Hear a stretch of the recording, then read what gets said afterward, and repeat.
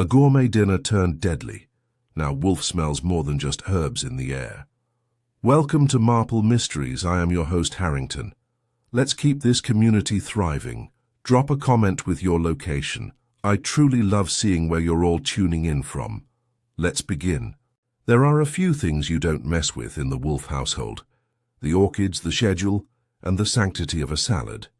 So when a man barges into the brownstone at 3:47 p.m., uninvited, unannounced, and reeking of desperation and cologne, I know this isn't going to end with just a polite handshake and a "come again soon." I was at my desk, pretending to read a back issue of the Gazette, but really timing how long Fritz could argue with the produce guy over the correct ratio of chicory to romaine.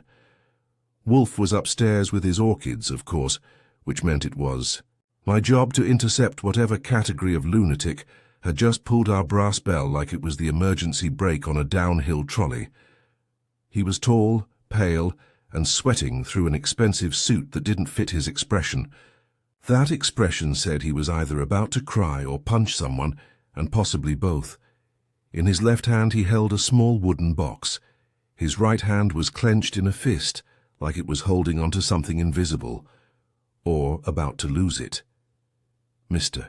Wolfe," he said, pushing past me like I was furniture that talked. "I must speak to him now." "That's going to be a problem," I said, stepping in front of him and giving him my polite but get-real smile. "Mr. Wolfe is communing with his orchids and won't be disturbed unless you're the ghost of Sherlock Holmes or the Pope with a poisoned meatball." "I'm Bryce Tolliver," he snapped. "Of Tolliver Culinary Group." I raised an eyebrow. "Congratulations." He took a breath and dropped the box on the edge of my desk. It made a dull wooden clunk. He flipped the lid open. Inside was a glass jar, sealed tight. It was full of what looked like golden croutons. "I'm being sabotaged," he said, "and these are the proof." Now I've seen all kinds of objects dropped in front of Wolfe, like they were sacred relics, bloody handkerchiefs, torn stock certificates, once even a lipstick-smeared cigarette case. But this was a first. Breadcrumbs in a jar. "You want Wolfe to analyze your salad?" I asked. He pointed to the jar like it was radioactive. "Those croutons were never meant to be served. Someone switched the ingredients in our flagship restaurant, Ambrosia, on the opening night of our new tasting menu. There was garlic in them." "Garlic," I whistled. "Call the FBI." He shook his head so hard I thought his tie was going to lift off. "We cater to an elite clientele. Half of them are allergic. The other half are rich enough to pretend. We had 3 walkouts, 1 minor anaphylactic episode, and the press is circling like vultures." "You want us to find out who baked the wrong bread cubes?" "I want Nero Wolfe to find out who's trying to destroy my company, discredit my name, and undermine a decade of work. This isn't a joke, Mr. Goodwin, it's war. Now normally I'd send a guy like this packing with a flyer and a coupon to a private detective who worked out of a deli. But something in his voice hit that rare nerve. It wasn't fear. It was personal. And spite, as Wolfe once said, is a richer motivator than money or guilt. Still, I needed Wolfe's buy-in, and he wasn't likely to lift a finger, let alone his entire bulk, for a crouton scandal. "You can sit here while I ask," I told Tolliver. "But don't touch anything and don't follow me. He doesn't like strangers or clients before beer." I headed up the stairs, preparing for a quick dismissal. But Wolfe surprised me. He listened. He asked exactly 3 questions. Then he nodded once, slowly. "Bring him up," he said, "and tell Fritz to throw out the garlic, all of it." So that's how it started. With a sweaty restaurateur, a jar of treasonous croutons, and Wolfe saying yes for reasons he wouldn't tell me. And I, Archie Goodwin, should have known then. If Wolfe was interested in breadcrumbs, it meant someone had already started to crumble. A taste of intrusion. The brownstone has a rhythm, not a beat you dance to, but a slow, deliberate tempo, like a cathedral clock. Everything has its place. Fritz in the kitchen, Wolfe in the plant rooms or behind his desk, and me somewhere in between, doing the things Wolfe won't and Fritz refuses to understand. Disrupt that rhythm and you get dissonance. Bring in a stranger, and you might as well strike a tuning fork on Wolfe's forehead. Bryce Tolliver sat stiffly in the red leather chair, knees together, like he was trying not to leave a wrinkle in the air. I had escorted him up. No small feat, considering the number of subtle cues Wolfe emits to discourage unnecessary human proximity. As we entered the office, Wolfe glanced up from the orchid catalogue he hadn't been reading and gave Tolliver a look I've seen sink stronger men. Mild interest filtered through 20 layers of irritation. "I do not eat garlic," Wolfe began without preamble. "I do not cook with it. I do not permit it in this house. That your case involves the sabotage of a crouton is the only reason you are not already in the street." Tolliver swallowed, like the air had thickened. "I wouldn't have come unless—" "I believe this was about more than food," Wolfe grunted. "We shall see. You will begin, please, with the precise composition of your culinary enterprise." Tolliver launched into it like a soufflé under pressure. Tolliver Culinary Group wasn't just a restaurant brand. It was an empire in the making. Ambrosia, his flagship in Soho, had recently relaunched with a seasonal tasting menu. Critics were circling like wine waiters. Investors were sniffing. Around for expansion. Everything was aligned. Until Thursday night. "Third course," he said. "An heirloom panzanella with smoked lemon vinaigrette. The croutons were rosemary brioche, lightly pan-fried. No garlic, absolutely none. But someone added it, whether in the bread, the oil, or as a late-stage sabotage, I don't know. What I do know is that it wasn't an accident." Wolfe pursed his lips. "And your own kitchen is incapable of error?" "I built that kitchen," Tolliver said, his voice edging toward passion. "Every ingredient is vetted. Every staff member trained. No one adds garlic without it going through 4 hands, unless one of the 4 wished it done." "Yes," I stepped in. "You're not being blackmailed?" "No. Not yet. No letters, no demands. Just the ruined service and whispers. 3 customers have cancelled their bookings for the month. One of them was a food critic. Another was a silent partner." Wolfe shifted slightly in his chair, which in his world counts as a standing ovation. "How you brought the contaminated product?" "The jar. I took it from the prep station after the night ended. I couldn't trust anyone else to handle it." Wolfe nodded once. "I shall not open it. Mr. Goodwin will have it analyzed. The results may be useful later, but I am not a chemist. My concern is this: what was the act meant to communicate?" Tolliver's eyes darkened. "That I'm not in control." Which, to Wolfe, was the gravest sin imaginable. We got names, staff, executives, a list of recent changes, one sous chef let go, a new supplier vetted but not yet under contract, and a marketing assistant who'd quit via email 3 weeks before. Nothing concrete, nothing damning, just the usual swirl of ambition and ego you find behind any swinging kitchen door. Wolfe dismissed Tolliver with a promise to be in touch. Not warmly. As the door closed behind him, Wolfe leaned back, hands tented. "Sabotage, Mr. Goodwin, is an art form, and like all art, it demands an audience. Find out who stood to benefit from that dish going wrong." "Got it," I said. "You want the chefs grilled?" He raised an eyebrow. "Questioned, not roasted." I smirked and headed for my coat. Fritz appeared from the dining room, arms folded. "There is no more garlic in the house," he said pointedly. "Excellent," Wolfe replied. "Let us see if we may now digest the truth." And just like that, the brownstone was no longer undisturbed. Knives in the kitchen. If you want to find out who's guilty in a restaurant, don't look at who's sweating. That's everyone. Look for the one who's too clean. I started with the list Tolliver gave me. 6 names, all with reasons to hate each other, work late, and know how to bury a grudge under bechamel. The suspects were all linked to the Ambrosia kitchen or its immediate orbit. Not one of them, according to Tolliver, could have done it. which, as Wolfe likes to remind me, is usually the surest sign one of them did. 1. Natalie Kern, sous chef, recently let go. My first stop was a cafe in Chelsea, where Natalie Kern was currently nursing her wounds and an iced matcha with too much foam. She had the look of someone who used to be respected. Shoulders, still squared, gaze a little too sharp. "I didn't poison anything," she said, not even waiting for me to sit. "Never said you did," I replied, flipping open my notepad for effect. "But garlic in a crouton during a launch? Sounds like a pretty personal seasoning," she snorted. "Personal? Bryce Tolliver wouldn't know personal if it was flambéed and served with foam. He canned me 2 weeks before the opening and didn't even have the guts to do it in person. Sent his little executive assistant with a release letter and a cookie basket. Did you eat the cookies?" "No, they had walnuts." I nodded sympathetically. "Still, you knew the menu, you knew the team, and you had keys until recently." Natalie leaned in.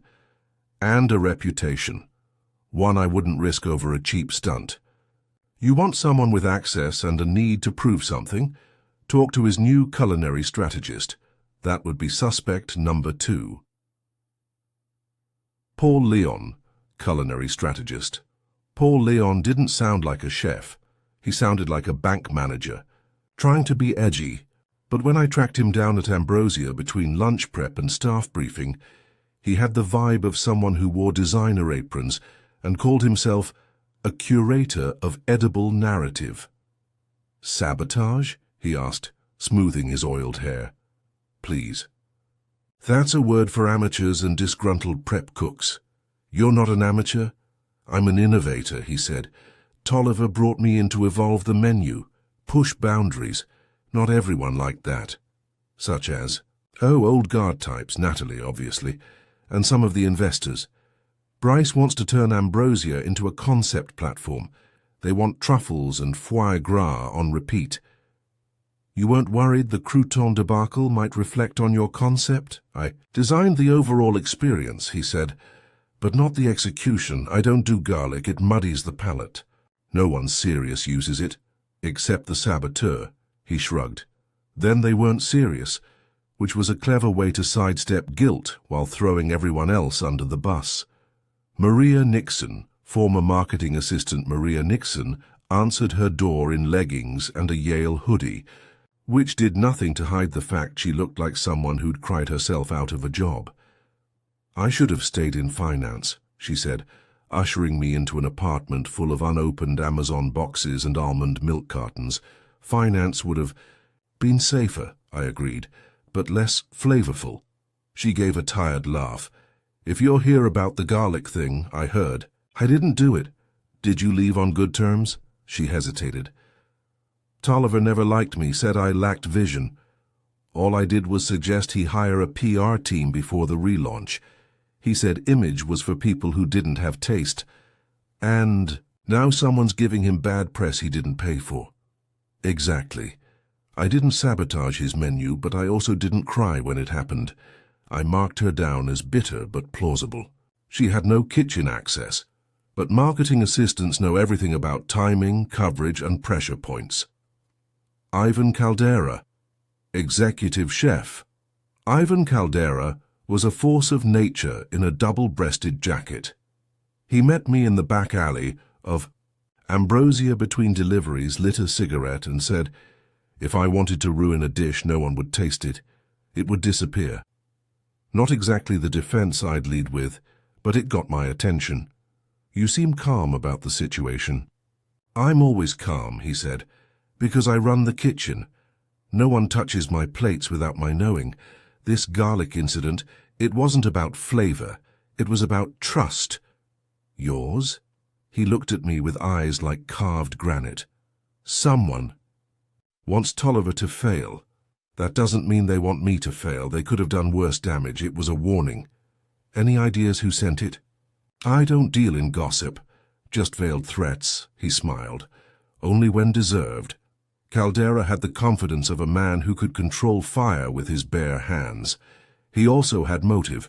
If Tolliver's vision failed, Caldera might end. Arpa's head chef somewhere. He didn't have to listen to strategists with Pinterest degrees.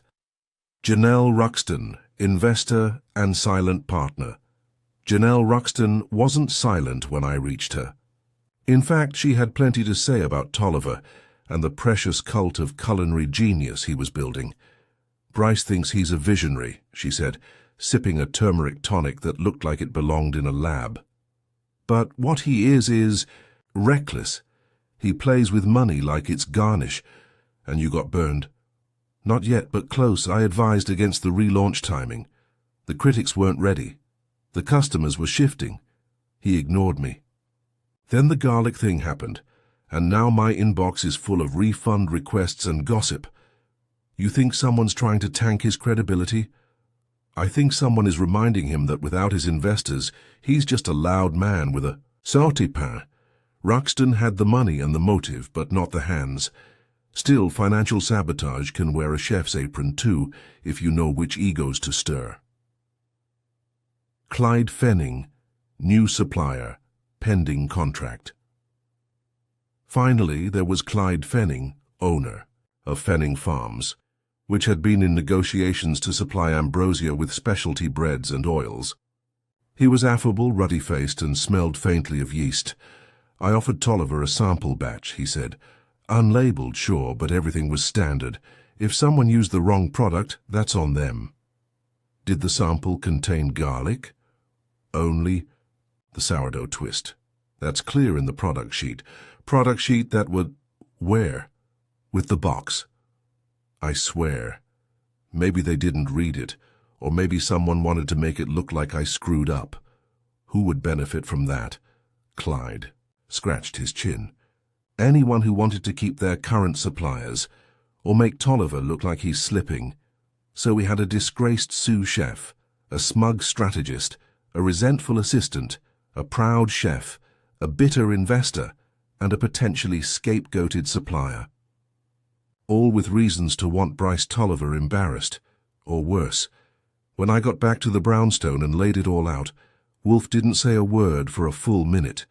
Then he muttered, 6 suspects, all useful, none decisive. You want more? I want one, he said, but I'll settle for the truth. He turned toward the Globe bar, poured a third of a glass of beer and sipped slowly. Mr. Goodwin, he said, observe them again, closely. One of them is not afraid of garlic. One of them is afraid of being caught. Breadcrumbs and ye. Bluffs. The difference between field work and legwork is the shoes. I don't wear loafers to chase leads, and I don't run in brogues unless the house is on fire or Wolfe's schedule gets moved up. This job called for my brown Oxfords, sturdy enough for asphalt, subtle enough for eavesdropping. Wolfe gave me no explicit instructions other than observe them again, which is the kind of direction he gives when he's either narrowing the net or hasn't yet decided which way the current is running. Either way, it meant I had to do what I do best, go sniffing around with a grin and a pen. My first target was the kitchen, not the Ambrosia one, but the metaphorical kitchen where things get messy. Gossip. Natalie Kern agreed to meet me again, this time in a different Chelsea cafe with worse music and a better view of who might be watching. She wore her bitterness the way some women wear perfume, intentionally noticeable. I ordered a black coffee and gave her a long look. Let's pretend, I said, that someone with access to the kitchen wanted to sabotage Tolliver without putting their name on the spice rack. What's the easiest way in? She didn't. Blink. Delivery. Supplier. She nodded. All it takes is one unlabeled jar, one moment of distraction, and someone on the inside to look the other way. You think someone looked the other way? I know someone was paid to. Now she had my attention, I leaned in, giving her the patented Archie squint of skeptical interest.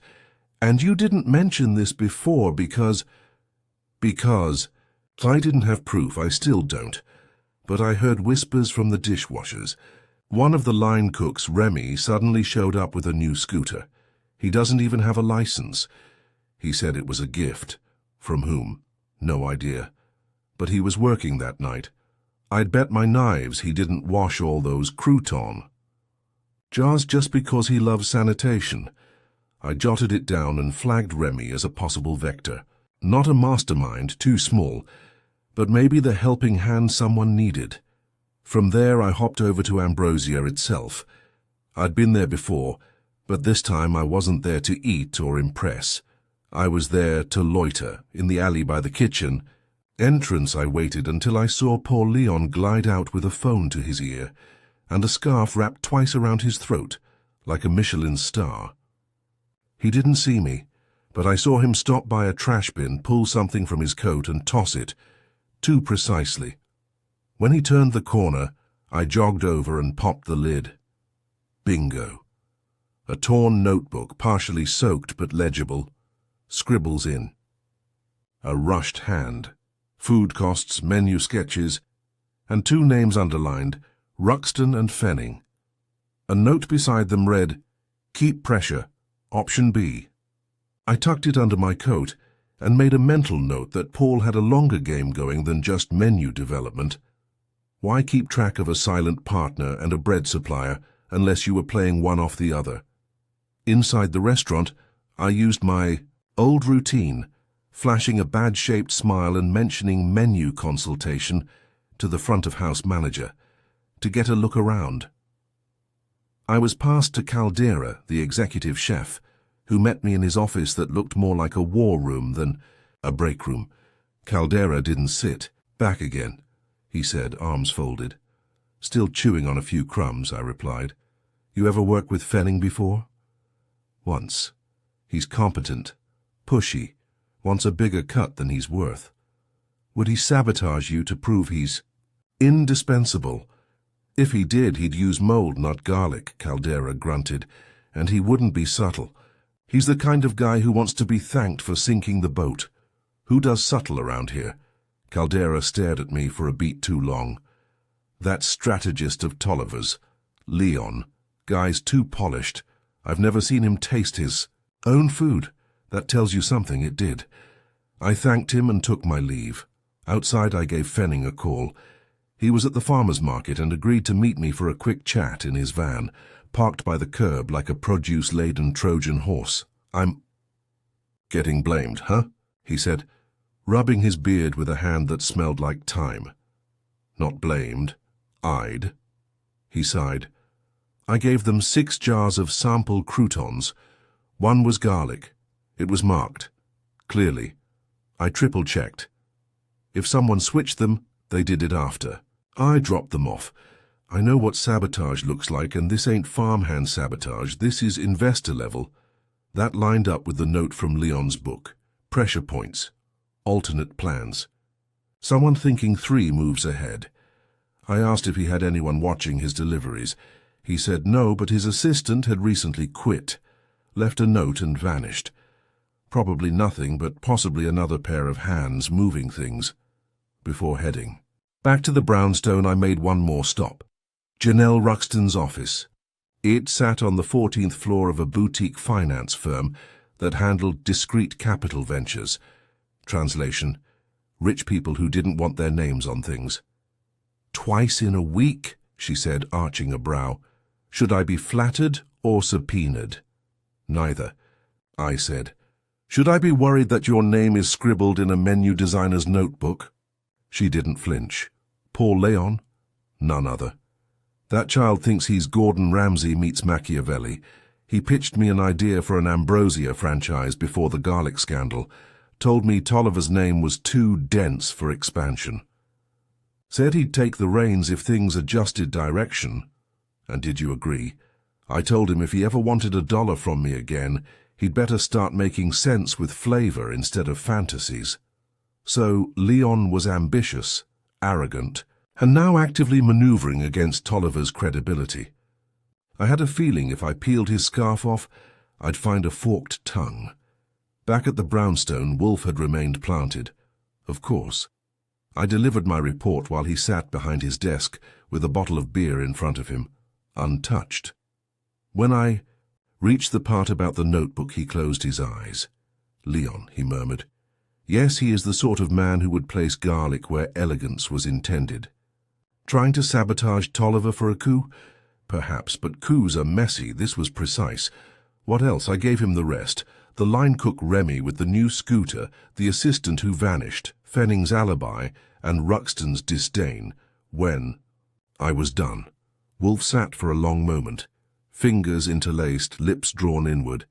Then, we are missing one element. A motive? No. A moment. The moment in which the garlic entered the system. Everything else hinges on it. You want me to go back to the kitchen? No, I want someone else to. Call Saul. That meant things were escalating. More pressure, I asked. More eyes, he said.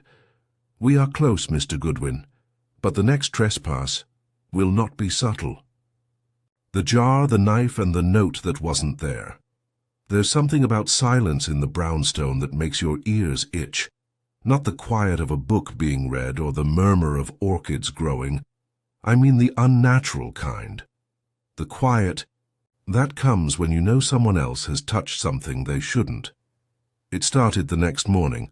I came downstairs at 8:13 a.m., exactly 2 minutes behind schedule thanks to a faulty hot water valve, and I noticed the smell. Not the usual comfort of Fritz's Viennese blend and butter-toasted rye, but something sharper, slightly metallic, slightly wrong. Fritz, I called, heading into the kitchen. He was standing at the counter, frozen, a dish towel in one hand, and a thin 12-inch slicing knife in the other. His face was pale, his brow creased. "What is it?" I asked. He didn't speak. He pointed. The wooden spice rack, Wolfe's custom-built, alphabetized shrine to culinary consistency, was off. Specifically, one jar had been moved. It wasn't obvious, unless you've spent as many mornings as I have watching Fritz hum to himself while measuring tarragon like it's plutonium. But there it was. The jar marked SZ dry blend was tilted at an angle, slightly backward. The lid looked like it had been screwed shut in haste. I picked it up and gave it a gentle shake. Inside were dried herbs, thyme, sage, a trace of saffron, but mixed in, unmistakable, were small flecks of dried garlic. I looked at Fritz. "You keep garlic in here?" His answer was immediate. "Never. Mr. Wolfe forbids it. We have none. We had none. I threw it all out when Mr. Wolfe requested it. Anyone in here since? Only me and you." And that's when it hit me. Someone had been inside the brownstone, not a guest, not Tolliver or any of the suspects, someone else, someone quiet, someone who knew exactly what that spice rack meant and what it would mean to Wolfe if tampered with. I brought the jar to Wolfe in the office. He was already seated, naturally, reading Le Monde Gastronomique with the particular look of someone who was finding the French particularly disappointing that morning. I set the jar on his desk. He looked at it, then at me. "Mr. Goodwin." Someone got in. "I assume this. Here's not from the Ambrosia kitchen." "Nope, this is ours. Fritz swears it was clean, garlic-free. Now it's not." Wolfe stared at the jar for a long time. Then he reached for his phone. "Saul Panzer," he said when the line picked up. "Now." Saul arrived 43 minutes later, in a slate-gray suit, and an expression that said he'd skipped breakfast for this. I gave him the rundown, and he began moving through the brownstone like a bloodhound on Valium, slow, steady, deliberate. By noon he had a theory. "Whoever it was," Saul said, "they knew your habits. Knew when the kitchen would be empty. Probably used a copy of the key, no signs of forced entry. They didn't take anything, didn't break anything. They left a message," I said, nodding to the jar. Wolfe was seated, arms crossed. "A crude message, the work of an amateur in refinement but a professional in tactics." "Paul Leon?" I asked. "Possibly," Wolfe replied, "but Leon is an idea man. This was not an idea, this was an act. So someone working for him? Remy?" Saul lifted an eyebrow. "Remy's scooter is registered to a Maria Nixon. She bought it 6 days ago. That made me sit up." "Nixon, the ex-assistant?" I asked. "She said she hated Tolliver's guts." She also, Saul added, once worked as a receptionist for Fenning's distribution office.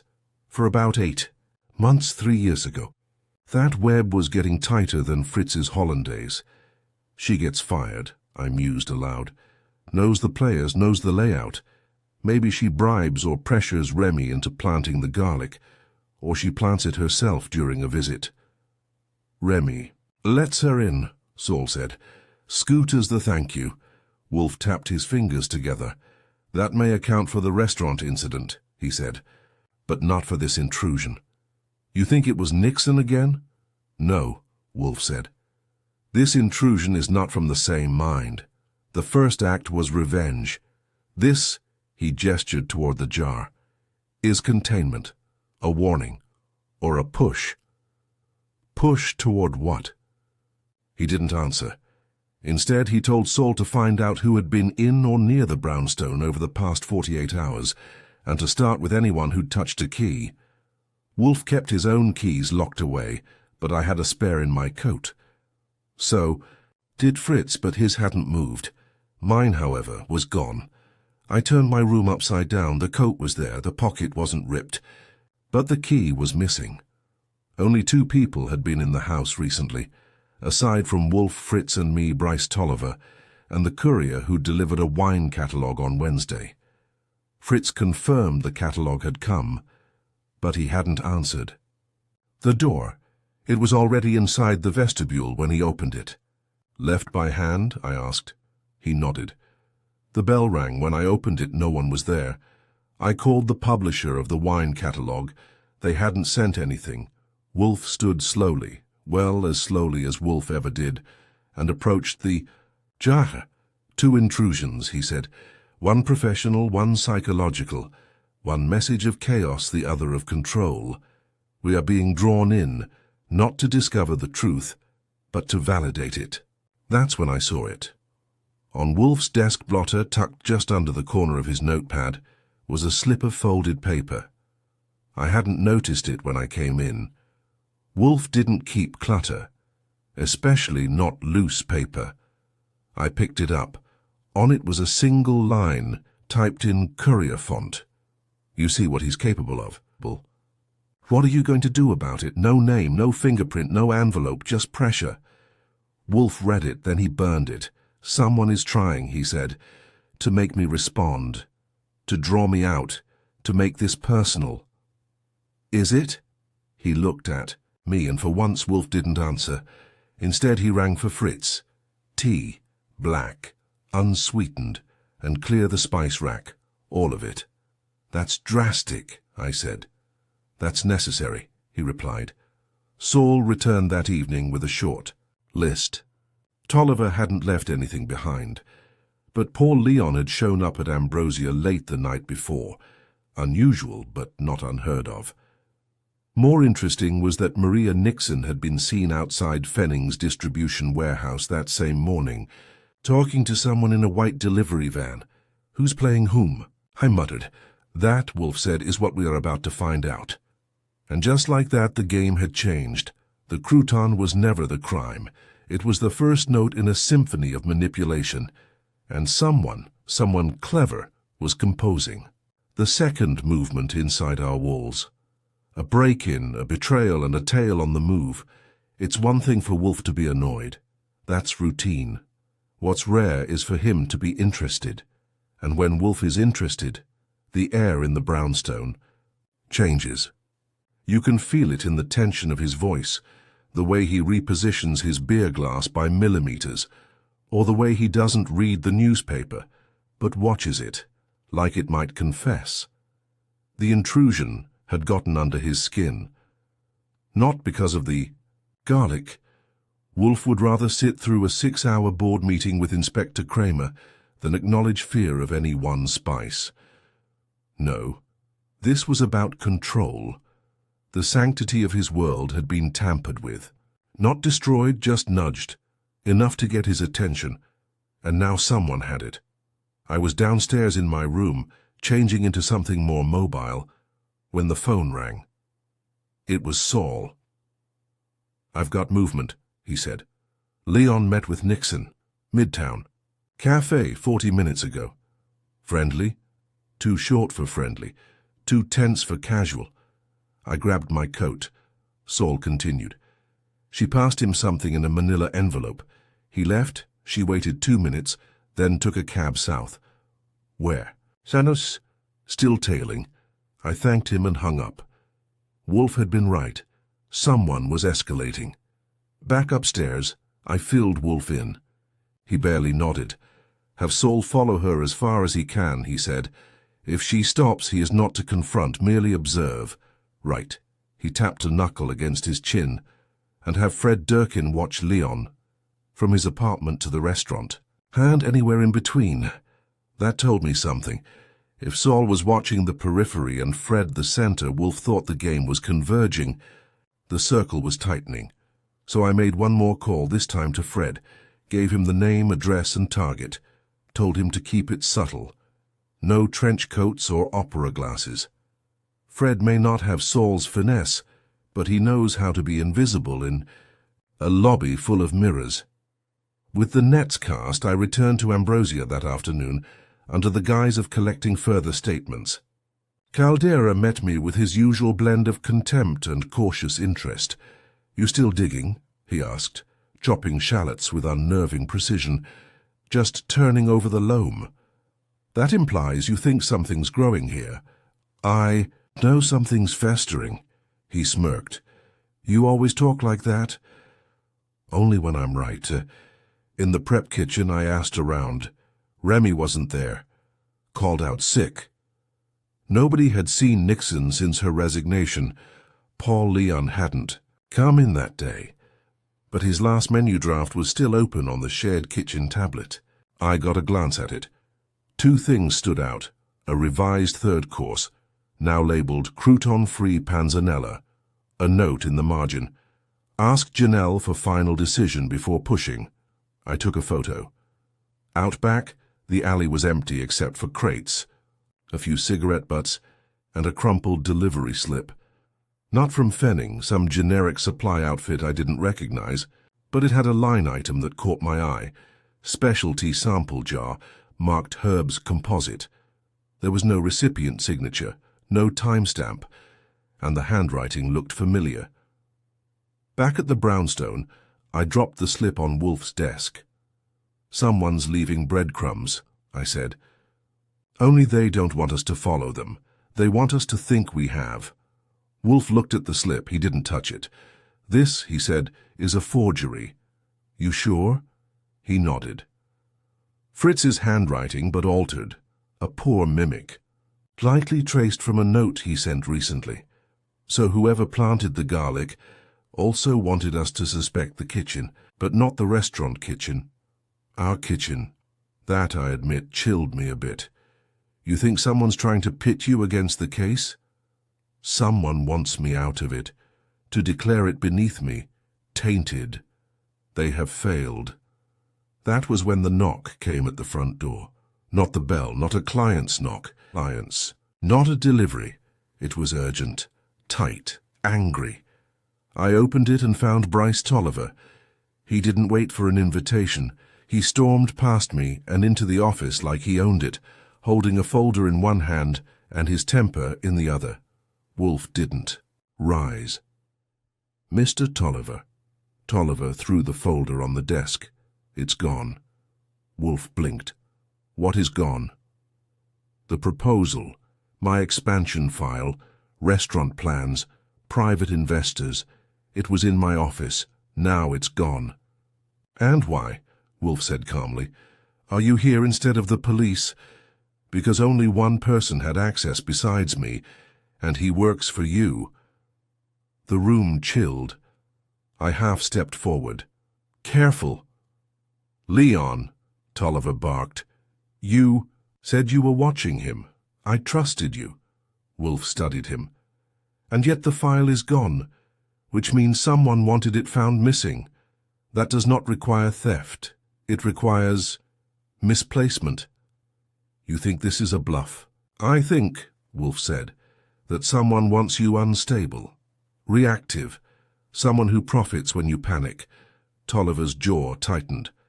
I want this resolved. Now. Wolfe sipped his beer. Then kindly leave my house. I shall summon you when the moment is correct. Tolliver glared, then turned and stomped out. When the door shut, Wolfe sighed. Emotional volatility, he muttered. I despise it. 10 minutes later, the phone rang. It was Saul. Nixon went into a tenement on the Lower East Side.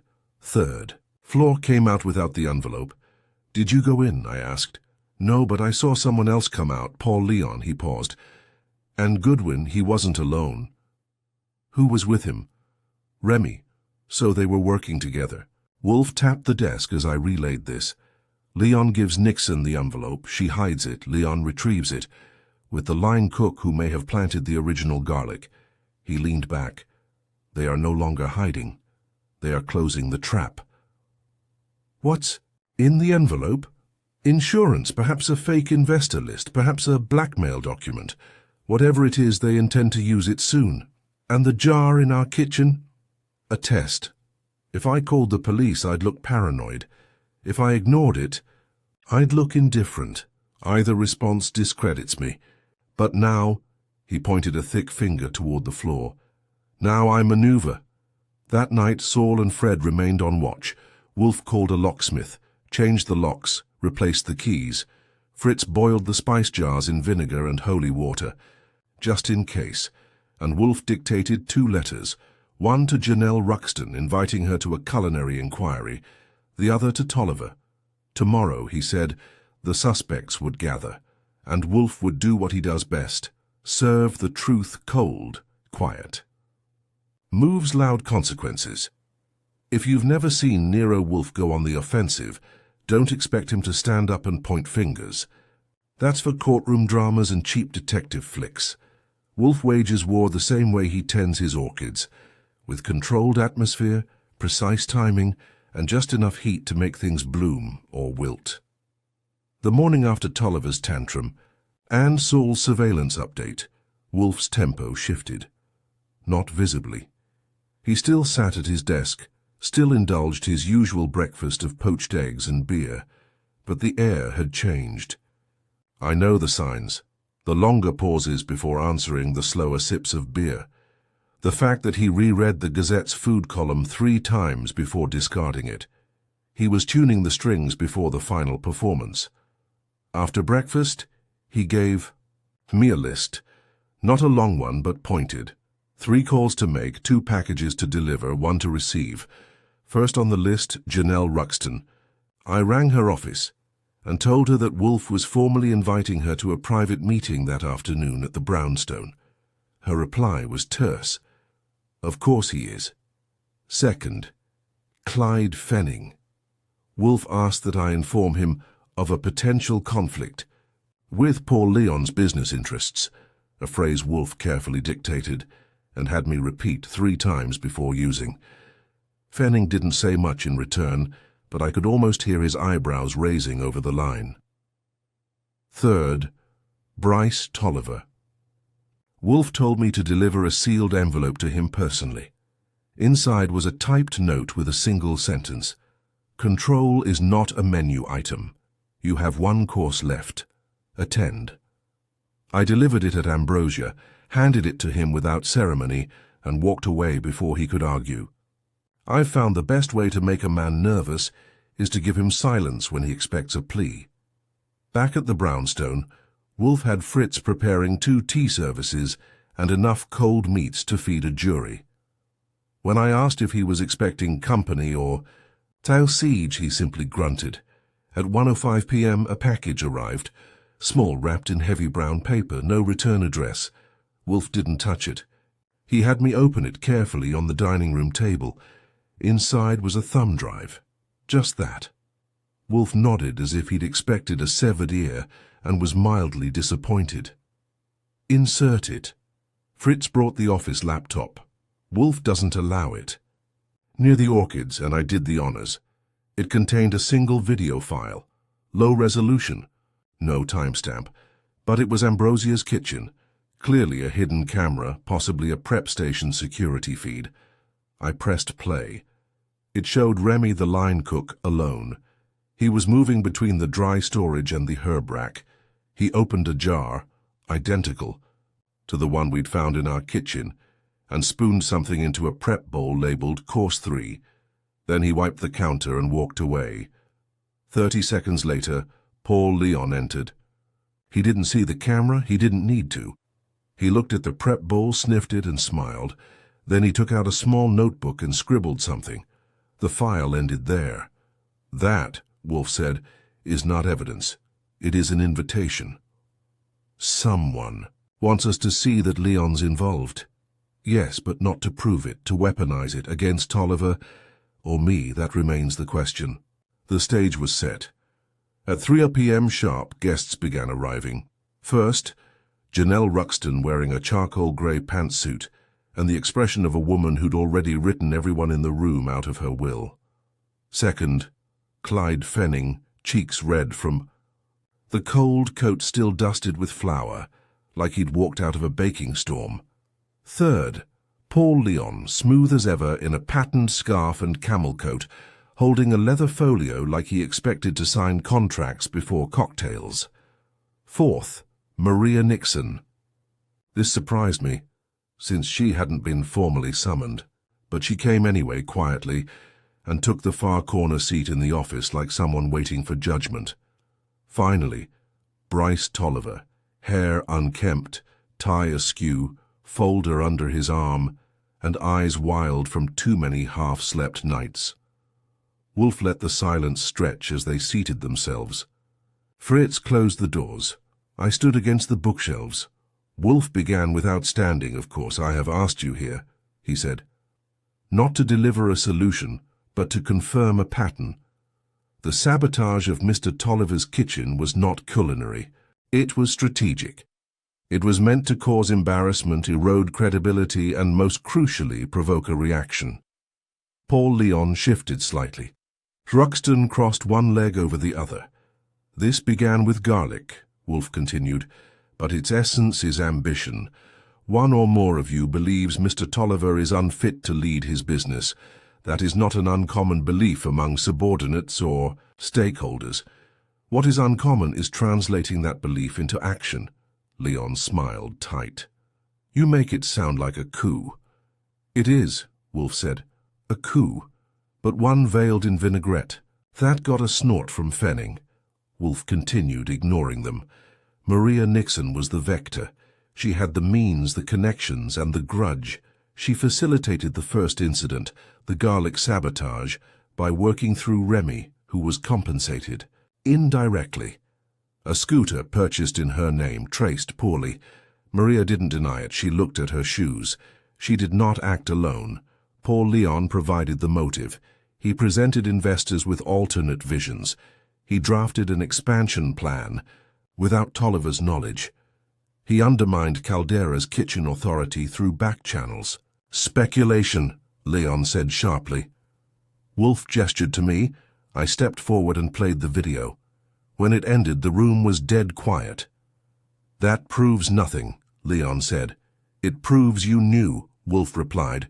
You knew what had been placed in the dish, and you documented it, because you needed it to happen. Leon opened his mouth, but Wolfe cut him off. You are not the architect, you are the accelerant. The real force was emotional. Ms. Nixon's resentment, your ambition. Mr. Tolliver's volatility. Someone, likely you, realized that by planting the right pressure points, you could collapse confidence in Tolliver's leadership and position yourself as the natural successor. Leon didn't speak. Neither did Nixon. Fenning cleared his throat. I was approached, he said, about backing a new brand. They wanted to cut Tolliver out. Said the name had become reputationally vulnerable. Wolfe nodded. And you declined? I said I'd consider it. But after this, I'm considering firebombing my own bakery. That left Ruxton. Wolfe turned to her. You were the safety net. If Leon succeeded, you would benefit, publicly or quietly. If he failed, you would emerge untouched, a shareholder with no fingerprints. She didn't deny it. Wolfe looked to Tolliver last. "Sir," he said, "you are a flawed leader. You alienate your staff. You dismiss strategy. But your enemies were not interested in reform. They were interested in replacement." Tolliver said nothing. Then he looked at Leon. "You're fired." Leon rose, mouth twisted. "You think I'll go quietly?" "No," Wolfe said. "I think you'll go." Fred opened the office door. Leon walked out, Nixon behind him. Ruxton stood, nodded to Wolfe, and followed, silent as always. Fenning gave Wolfe a long look and said, "Hell of a salad, huh?" When they were gone, Wolfe finally exhaled. I asked him, "Satisfied?" He nodded. Once, and then he said, "Now I am hungry." Sliced cold, served precise. You can always tell when Wolfe's ready to deliver the final blow, not because he raises his voice, he doesn't, or stands, he won't, or slams a fist on the desk, he'd rather perish. No, Wolfe signals his readiness with an act so subtle it should come with a neon sign. He pushes his beer glass exactly 3 inches to the left and folds his hands like a judge waiting to sentence a guilty man. That's the pose he took now. As the Brownstones' office filled with the ripe scent of winter coats and unresolved tension. This wasn't our first rodeo, but something about this particular group of suspects, so polished, so pointed, felt more like a curated tasting menu than a criminal buffet. Each had been trimmed, plated, and arranged for optimal exposure. Back, in their seats, Bryce Tolliver, hands clenched tight, the tips of his ears flushed with either anger or shame. Janelle Ruxton, still calm, still calculating, her silence a sharper weapon than most arguments. Clyde Fenning, looking as if he wished he were back kneading sourdough instead of reputations. Maria Nixon, stone-faced, corner-seated.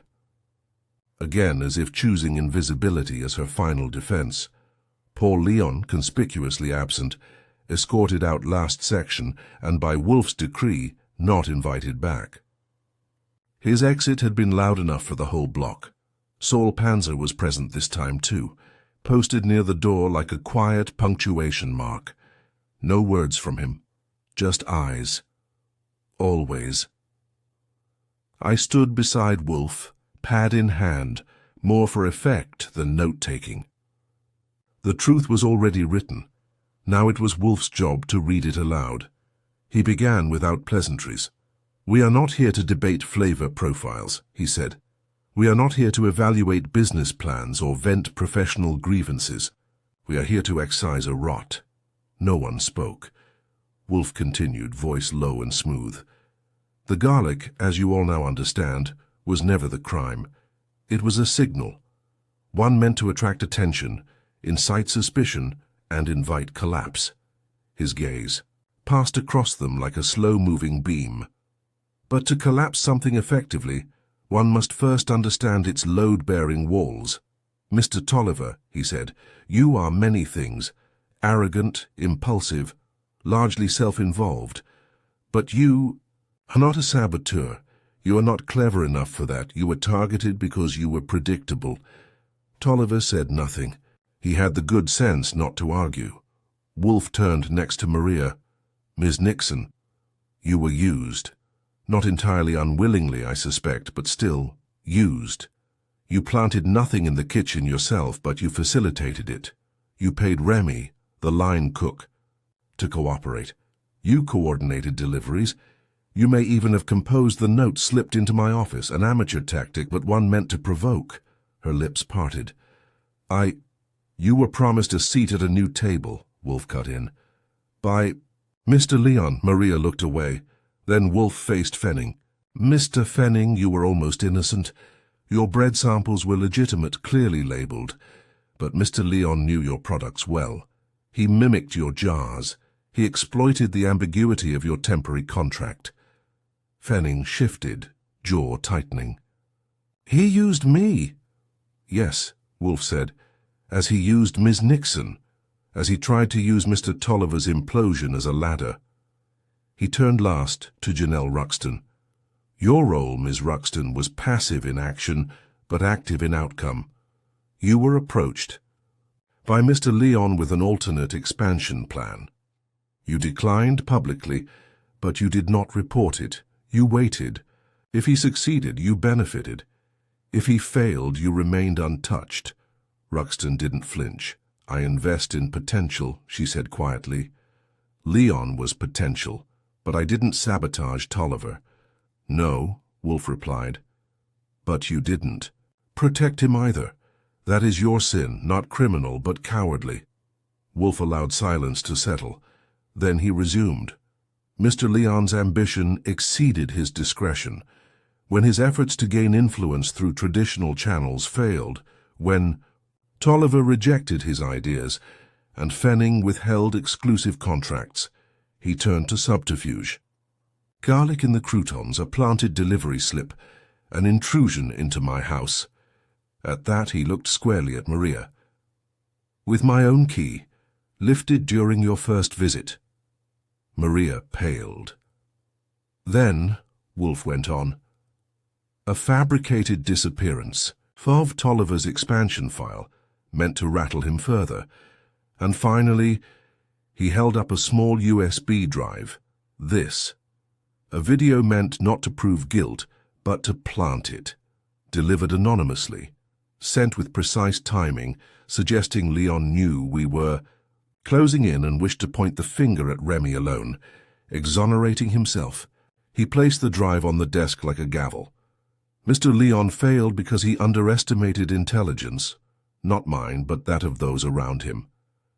Ms. Nixon, you began to doubt him the moment he refused to include you in his final plans. You were used and discarded.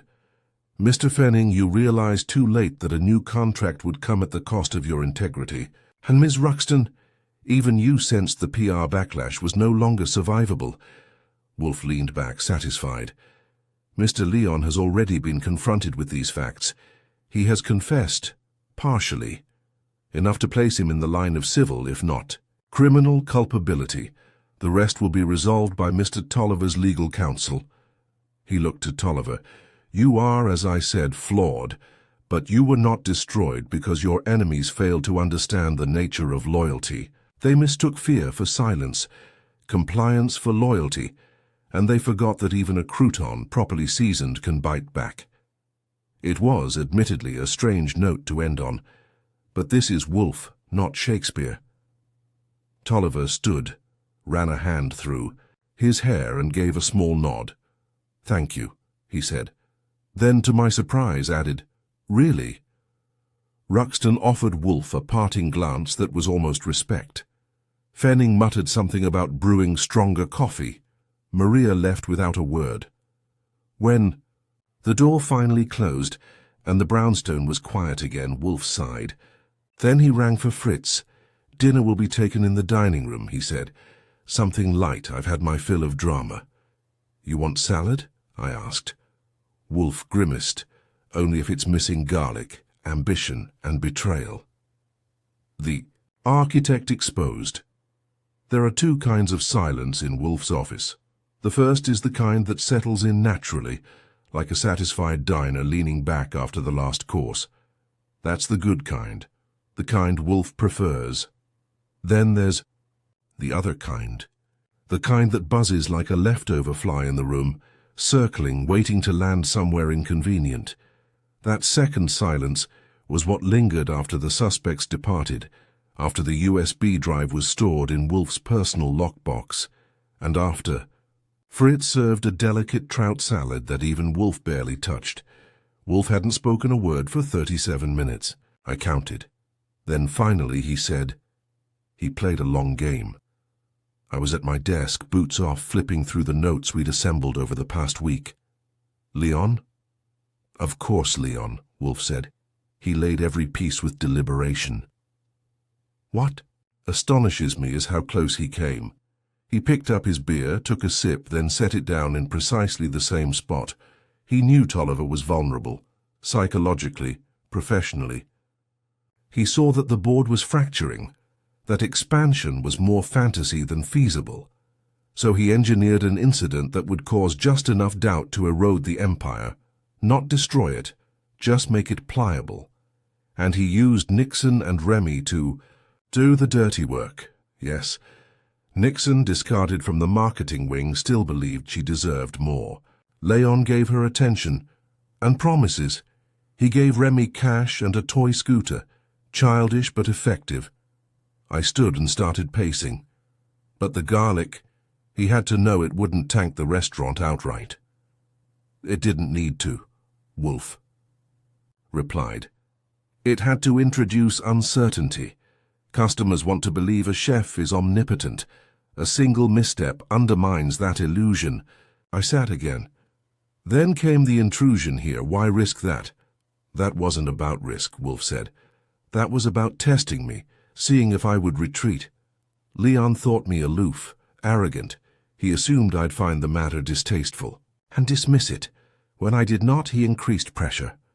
He sent the forged spice slip, Wolfe nodded, and the video, too conveniently timed, too conveniently placed, designed to push us toward Remy, giving Leon the chance to slip away. As the unfortunate observer, he almost got away with it.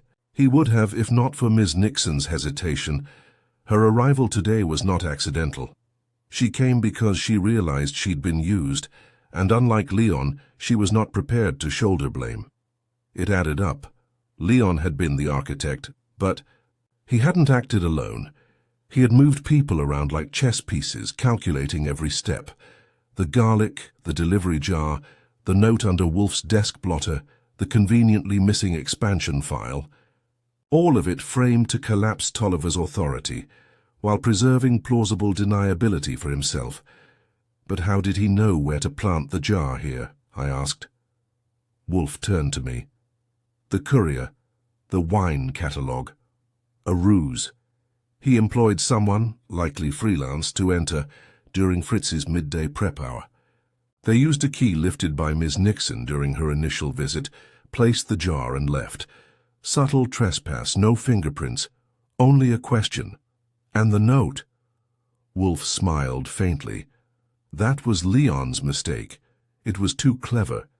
If you intend to mislead me, you do not leave an anonymous message attempting to moralize me into action. He wrote it as if I were the audience. But I am not led by narrative cues. I am led by facts, I chuckled. Try telling that to the people reading. This? He didn't dignify that with a response. Instead, he reached into his desk drawer and produced the note, the one he had supposedly burned. The edges were singed, but the center remained. Wolfe had only scorched it, not destroyed it. He handed it to me. I read it again. You see what he's capable of. What are you going to do about it? Wolfe said. It was a prompt, a prod, a psychological hook. He wanted me to react. I refused. So what changed? Leon overplayed his hand. He inserted himself into the frame. Too confident. When the video appeared, he thought I'd leap on it.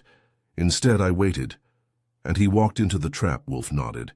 He revealed more by anticipating my conclusion than by defending himself. A beat passed. Then Wolfe said, Leon fancied himself my equal. That was his true flaw. I leaned back, arms folded. We've had worse villains. We've had louder ones, Wolfe corrected, but few as meticulous. I asked, what happens now? Tolliver will survive, barely. He will restructure. Miss Ruxton will consolidate influence. Mr. Fenning will remain independent, wisely. Ms. Nixon will fade into the corporate shadows where she is safest. Remy will deny everything, and likely find another kitchen that pays in cigarettes and scooters. And Leon?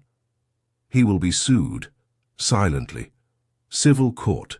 No headlines, just consequence. I let the silence settle again. Then I said, You didn't have to take this case. No, Wolfe said, but someone left garlic in my house. And that, I think, was the real trigger. Not the crouton, not the sabotage, the invasion of his private order. His haven. That's the thing about Wolfe. Push him and he'll ignore you. Intrude on him and he'll swat you like a fly. Manipulate him? Then you'd better be perfect, because if you're not, you'll end up in that chair, with Wolfe quietly, dissecting your entire motive like a fish on ice.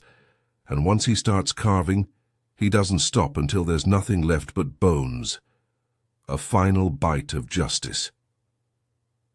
The day after the final gathering, the brownstone returned to form like a snapped rubber band, taut, precise, and faintly resentful of the disruption. The kitchen had been sanitized twice, once by Fritz, once by Wolfe's mood, and the spice rack stood reborn, each jar inspected under Fritz's glower like they'd personally betrayed him. Saul and Fred were off the clock. The phone didn't ring, and Wolfe went back to his orchids for a full 2-hour session as if garlic had never passed through our sacred halls. Still, something hung in the air. Not tension exactly, more like reflection. A residue left by confrontation now slowly settling. I was in the office, reorganizing the case files. Wolfe prefers paper records. He doesn't trust digital storage unless it's backed up 3 times and hidden in a vault under Switzerland. So I was elbow-deep in transcripts, statements, and 3 separate folder tabs labeled Leon Variants. He broke the silence at 11:42 a.m., which is early for post-case philosophizing. He didn't look at me when he said it, just stared. Out the window, watching the December sky attempt snow. Do you know why I dislike ambition, Mr. Goodwin? I didn't look up. Because it involves movement? No. A pause. Because it cloaks itself in justification. It wears integrity like a borrowed coat. That's poetic. It's tragic, Wolfe corrected.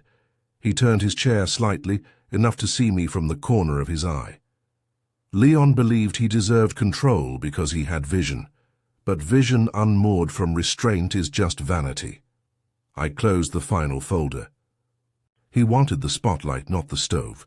Precisely. He spoke of cuisine as if it were philosophy, yet treated his colleagues like disposable parts in a clockwork machine. I set the folders down, leaned against the edge of my desk. So, he tried to break the machine, and failed because he never learned how to listen or wait. Wolfe picked up a new orchid book from the pile near his elbow. He turned the cover slowly with reverence. There is a species of orchid, he said, native to Madagascar, Angraecum sesquipedale. Darwin predicted it had a pollinator with an extraordinarily long proboscis, simply by observing the flower's structure. Hare's peers mocked him, and, years later it was found, a moth with a tongue long enough to reach the nectar. Darwin was correct, not because he saw the moth, but because he understood the design. I raised an eyebrow. And Leon was. To know Darwin, he was a child playing with diagrams. There was a knock at the door. Fritz, punctual as always, stepped in with a tray, soft-boiled eggs, toasted sourdough, sliced cucumber, and, blessedly, no garlic. Wolfe looked at the plate, as if it might speak. Thank you, Fritz. Fritz nodded and exited. I poured myself coffee and sat down. Wolfe began buttering his toast, each stroke deliberate, as if calming the day into place. You think Tolliver will bounce back? I asked. He will bellow, not bounce. But yes, he will persist. Loud men often do. And Ruxton? She will tighten her grip, quietly. What about Nixon? He paused, considered. She will take a job beneath her, feel underappreciated, then eventually disappear into competent mediocrity. I nodded. She's lucky it didn't go criminal. She's lucky she chose guilt over loyalty. We ate in companionable silence for a few minutes. Wolfe dabbed at the corner of his mouth with a cloth napkin, then leaned back. There is comfort in conclusion, he said. But it is a fragile comfort.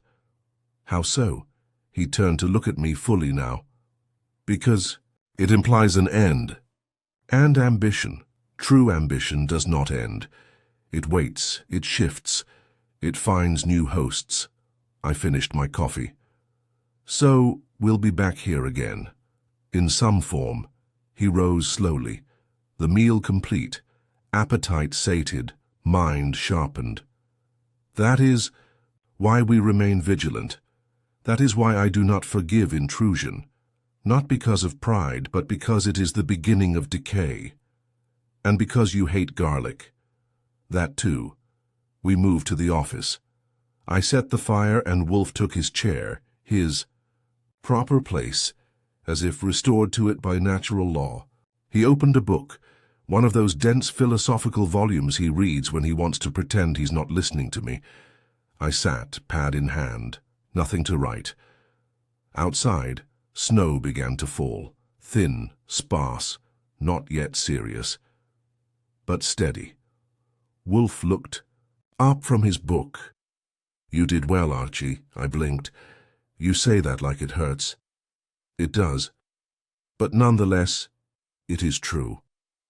I grinned. "Then you'll forgive me if I take the night off. Dinner with Lily. I will not forgive it, but I will allow it." Progress. He returned to his book. I put on my coat and turned toward the door. "Wolfe," I said. "Yes?" "What would you have done if Leon had succeeded?" He didn't look up. "I would have closed the brownstone." I stopped. "Seriously?" "Yes." "Because of one man? Because of what it would have meant? That manipulation and spectacle had triumphed over reason. That would have been intolerable." I nodded. "Well, good thing he lost." "Yes," Wolfe said quietly, "for all of us." I left then, stepping into the cold snow, brushing my coat collar, the city stretching out in front of me, messy, loud, ambitious.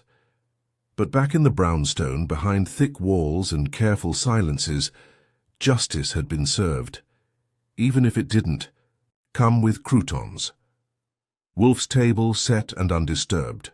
Wolfe once told me there are 3 great comforts in life: symmetry, solitude, and soufflé, though not necessarily in that order.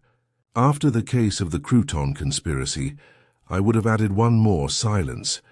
Not the kind born of tension or threat, but the honest kind, the calm that comes when the last shoe's dropped, the last lie's confessed, and you've lived to be. See it. It was 2 days after the final office showdown. The brownstone had recovered nicely. No more intruders, no more garlic. Fritz had even reinstated the citrus-scented vinegar polish Wolfe insists on for the wood paneling. Everything smelled like restraint and lemon.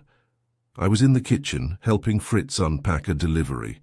New saffron from Valencia, some nut oils, and a suspicious-looking tin of paprika that Wolfe made me hand-carry back to the vendor in person. "Mr. Wolfe," Fritz had said that morning, "wishes only to deal in precision. That's the thing. After all the fireworks, all the subtle trespass and long-game ambition, the aftermath felt oddly peaceful, like the quiet you get not after a storm, but after a carefully controlled burn." The bad brush had been cleared. Upstairs in the office, Wolfe was writing a letter to the board of Tolliver Culinary Group, a short one, confirming facts, detailing Leon's orchestrated manipulations, and offering no suggestions whatsoever. Wolfe doesn't offer business advice. He offers clarity. And Tolliver, now appropriately shaken, would take that clarity and run it through his lawyers before ever serving another salad. As for Leon, he wasn't in jail. Wolfe doesn't aim for steel bars when intellect is a sharper punishment. But the civil suit was already underway. 2 investors had withdrawn their backing. The press had gotten wind of an internal ethics scandal and were circling like seagulls around a dropped croissant. Leon's career as a visionary was reduced to footnotes and paralegal transcripts. Maria Nixon had disappeared into quiet obscurity, last I heard, likely employed in another marketing department, somewhere safe, somewhere dull. Her ambition now shelved under lessons learned. Remy, the scooter-happy line cook, had moved on to a fusion pop-up in Williamsburg. The scooter, stolen 2 days later. Irony, thy name is unpaid bribe. Fenning remained independent. He even sent us a holiday basket with a polite note. Thank you for not letting the yeast rise too high. The man has a way with bread and metaphors, and Janelle Ruxton, still silent, still dangerous. But she hadn't made a move since the office showdown. Probably because Wolfe had read her so cleanly, she knew any more movement would only deepen the cut.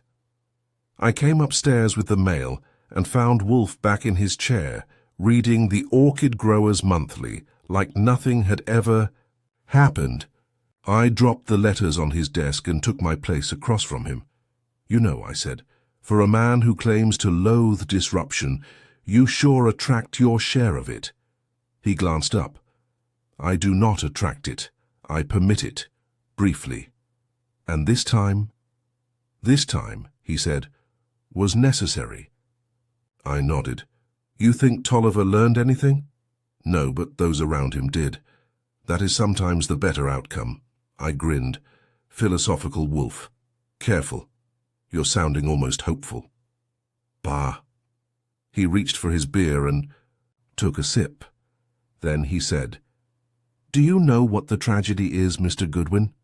Besides the Croutons. He ignored that. The tragedy is that ambition, properly applied, is not ruinous. It can be civilizing, elevating. But once you tether ambition to insecurity, once a man like Leon begins to believe that control is a birthright and not a responsibility, then he becomes a danger you disarmed. He inclined his head slightly. Not with weapons, he said, but with understanding. And there it was. The reason Wolfe always wins, even when he doesn't leave the house. Because while the rest of the world chases leads and motives and dramatic reveals, Wolfe waits. He watches, and when the time is right, he makes a single, devastating observation that undoes a web of lies without lifting a single finger. Dinner in 40, Fritz called from the kitchen. Roast duck? I asked. With orange glaze, came the reply. Wolfe smiled faintly and set his magazine aside. We may eat in the dining room. I stood, stretched, and followed him. As we moved through the hallway, Wolfe paused by the spice rack. The new jars gleamed like soldiers in formation. He reached out and tapped one, parsley. Properly arranged, he murmured. Even chaos may be useful. That was as close as he'd come to celebrating a win.